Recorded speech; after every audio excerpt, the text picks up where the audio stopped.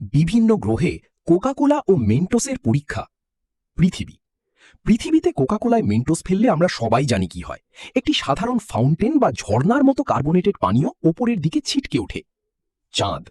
চাঁদে অভিকর্ষ বল কম হওয়ায় কোকাকোলার সেই ঝর্ণাটি মহাকাশের দিকে আরও অনেক উঁচুতে উঠে যায়।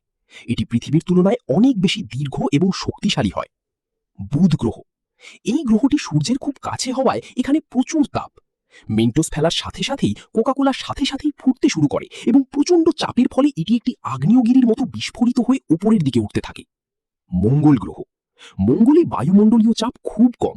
এখানে মেন্টোস ফেললে কোকাকোলা পৃথিবীর তুলনায় অনেক বেশি বেগী এবং তীব্রভাবে মহাকাশের দিকে প্রায় রকেটের মতো ছিটকে বের হয়ে যায়। শুক্র গ্রহ প্রচণ্ড উত্তপ্ত এবং এর বায়ুমণ্ডলীয় চাপ অনেক বেশি। এখানে কোকাকোলা মুহূর্তের মধ্যে ফুটন্ত লাভার মতো হয়ে যায় এবং আগুনের হলকার মতো একটি গিজার তৈরি করে। বৃহস্পতি গ্রহ, এই গ্যাস দানব গ্রহে বায়ুমণ্ডলীয় চাপ এতই বেশি যে কোকাকোলা উপরের দিকে ওঠার সুযোগই পায় না, বরং এটি প্রচণ্ড চাপে নিচে